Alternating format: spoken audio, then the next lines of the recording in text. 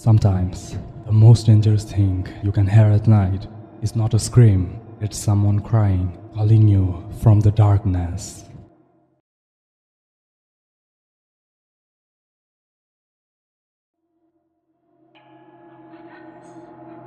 Hello everyone, I'm Naim and welcome back to another episode of Thursday Terror. Tonight's story comes from Sri Lanka and it was sent to us by Sunera. It's a tragedy that happened just a couple of years ago on a road people still fear to cross after sunset. This incident happened not so far from his own home. Now we are directly going to our story, but before we begin, sit in a quiet room and turn the lights off, because at midnight, some things don't chase you, they call you. This is Sunera's story.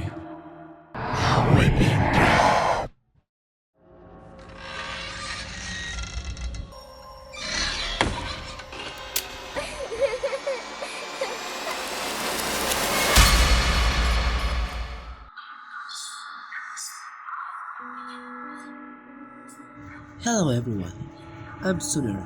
I'm from Kegalle, Sri Lanka. My home, Kegalle, is a beautiful place. It is full of green hills, dense jungles, and massive rubber tree plantations.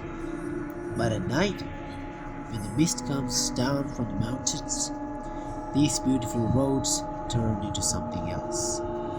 They become quiet, too quiet. The story I'm going to share today actually comes from a close friend of mine, cousin. He lives just a few miles from me. We were talking recently.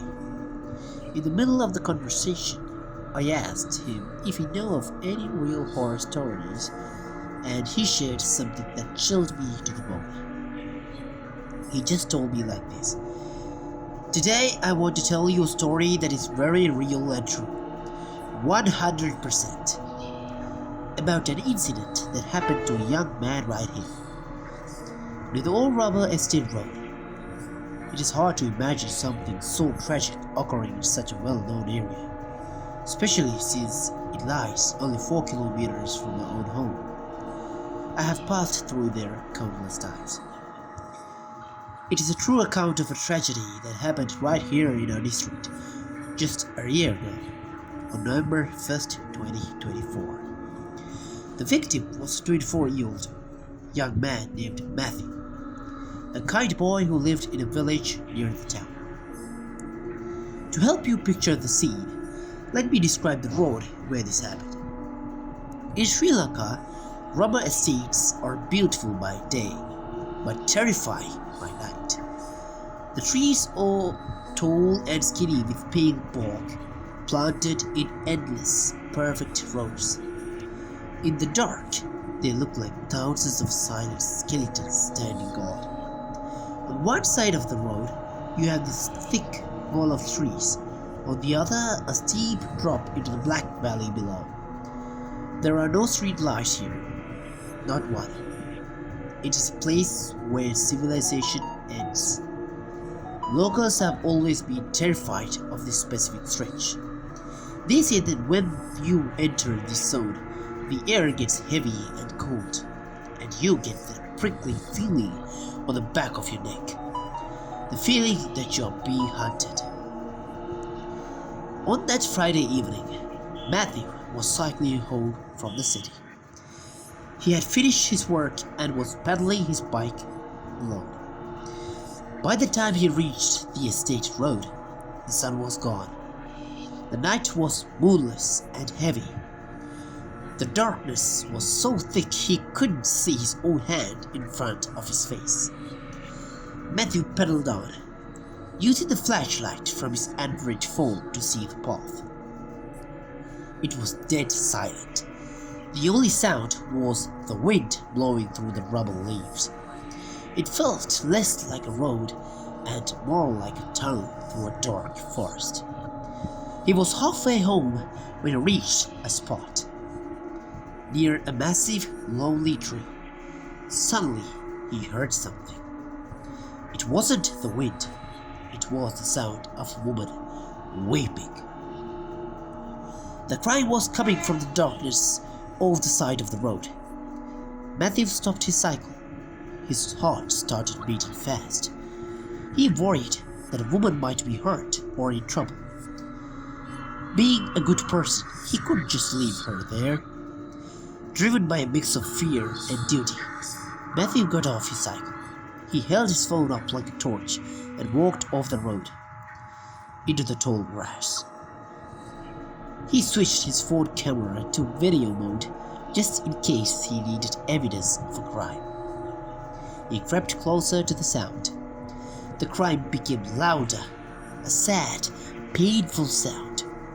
Then he pointed his light at the source, and his blood turned to ice. There, in the shaky light of his phone, stood a figure. It was not a woman. It stood nearly 7 feet tall. It had the posture of a man standing on 2 legs, but its head and body were like a lion or a beast. Its eyes glowed with a hungry, burning yellow light. Eyes that didn't just look at him, they looked through him. Its body looked completely wrong, a nightmare of nature. It wasn't covered in normal skin. It looked like patches of matted black fur stitched together with raw, exposed meat. A thick, dark liquid was oozing from its neck, dripping onto the grass with a heavy sound. It smelled like copper and old blood, a scent so strong it made the air hard to breathe. It stared directly at Matthew. Before Matthew could even draw a breath to scream, the thing moved. It didn't move like human or any animals living on this earth. It moved with a terrifying, unnatural speed, a blur of shadow. It closed the distance in a heartbeat. Wham! Slammed into him with the force of a truck. Matthew didn't even have time to raise his hands. He felt a sickening, burning pain as something cold and sharp, like a rusty sickle or 5 curved knives, slashed deep into his neck. The creature wasn't just attacking, it was staring at him. The pain was unbearable for him, exploding through his entire body. Matthew stumbled backward, his legs giving way, crashing toward the gravel road, gasping for air that wouldn't come. In his final drowning moment of pure terror, he cried out to God. He used his last ounce of strength to scream, "Jesus, please save me! Someone save me!" His scream pierced the silent night. Luckily, 2 estate security guards were on patrol about 300 yards away.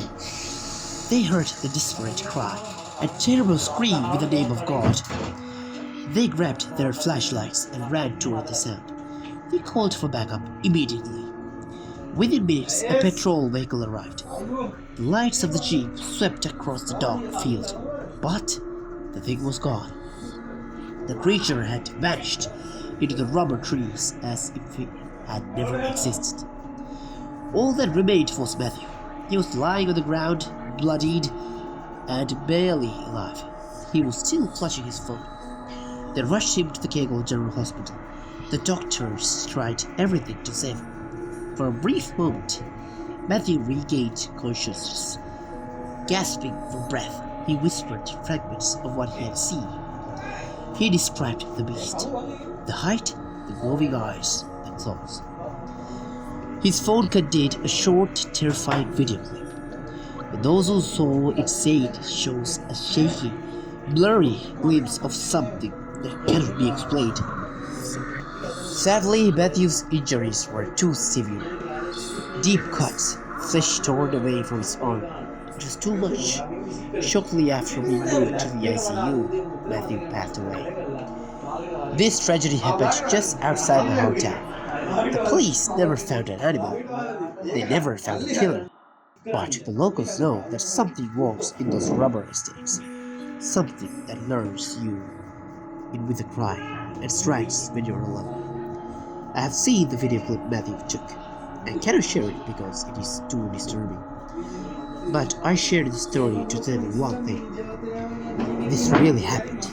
So if you ever find yourself on a lonely road in Sri Lanka and you hear a woman crying in the dark, do not stop. Just keep moving. So this was a story. I hope you all liked.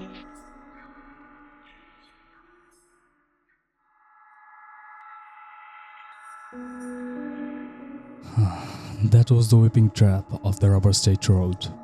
A chilling reminder that not every cry for help comes from someone who wants to be saved.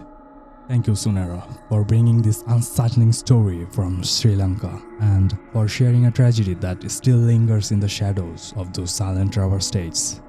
Matthew's incident teaches us that some roads carry more than travelers, some carry warnings too, and sometimes those warnings come too late. Now, for our listeners, if you ever find yourself alone on a deserted road and you hear someone crying in the darkness, keep moving. Otherwise, you better know what's gonna happen. By the way, if you ever heard a voice where no one should have been, or if you have ever felt something watching you from the darkness, As the Terror is always open for you. Send your stories to our email, storyforapocalypse@gmail.com. Your story might be the next one we hear in the dark. Now, if you enjoyed this story, don't forget to subscribe and turn the bell on so you never miss any of our videos, because we'll keep uncovering these untold stories and we'll keep bringing them here. Until then, stay safe, stay haunted, and stay tuned to the apocalypse. Good night.